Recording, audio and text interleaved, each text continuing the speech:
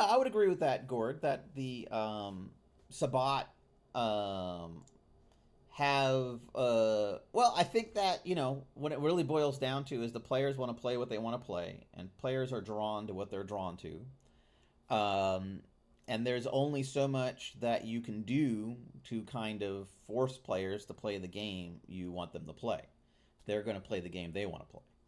Um, and this is kind of a reoccurring, I don't want to say issue, but definitely it's a reoccurring theme with Vampire the Masquerade, where certain developers or writers have a preconceived notion of how players should play the game, and they write to that and try to either overtly or covertly, implicitly or explicitly, um, try to guide players to that kind of play. But that's never going to happen. Players going to play it the way they want to play. Whether it's superheroes with fangs, as some people have denigrated Vampire the Masquerade, or whether it's playing Sabbat or being edgy, as it were.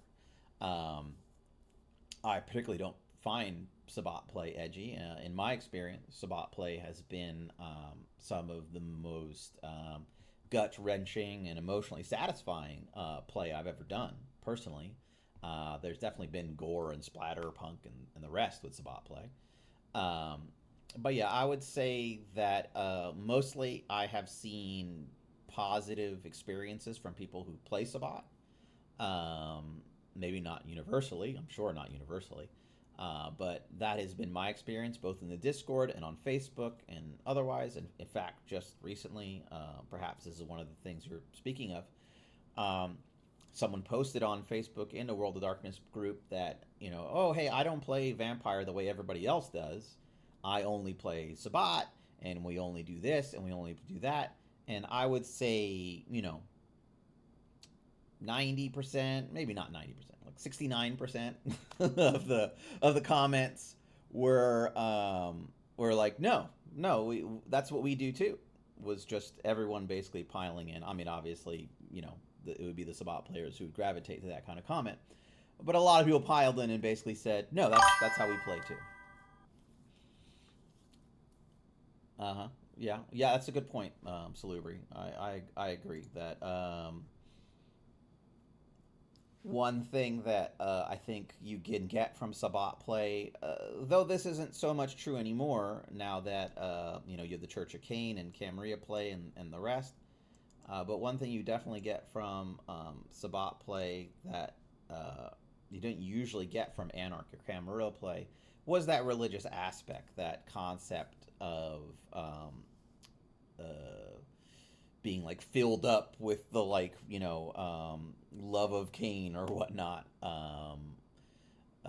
or those kind of almost ecstatic moments that you can get through role play of the Sabbat that wasn't really there in the initial kind of OG Camarilla or Anarch play. It was really siloed in the Sabbat.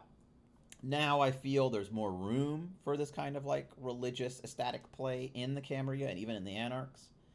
Um, but that's not really well defined. I mean, hopefully, one day when we get the Ivory Tower out, we'll be able to tackle that more in the Black Hand playing the Sabbat.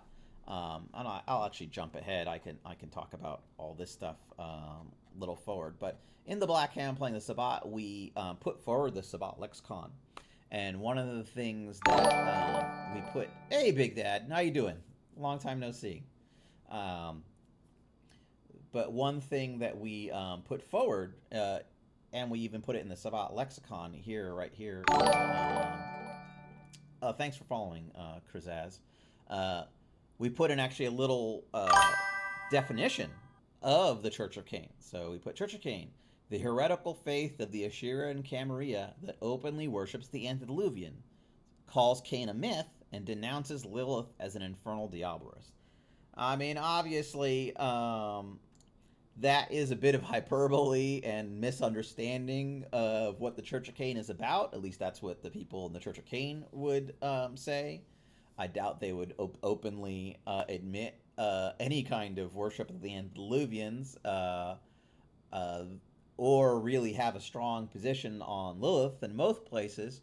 But we felt from like kind of the Sabbat perspective, the Church of Cain would be very heretical because um, they don't particularly adopt paths. They don't particularly believe in stripping humanity away. And obviously, their views of the vampire ancestors are very benevolent. Well, they basically go from very benevolent to mythologizing them to not being real. So they basically are like, oh well, the antediluvians are probably not real, but if they are, they're good because they made you, right? So they're like your ancestors, and your ancestors are good, and so they kind of sanctify the antediluvians and Methuselahs or elder vampires. It's basically a kind of an elder vampire cult from the Sabbat perspective. Uh, Thanks for following Loki Dovahkiin. Fusrada. Um, so from the Sabbat perspective, they are not only heretical, but basically almost the antithesis of the Sabbat's kind of relationship with Cain, especially since they take the idea of Cain as strangely, they can talk about the ancestors and the such. But hey there. But Cain himself is strictly mythological somehow. How exactly that works, I'm not quite sure.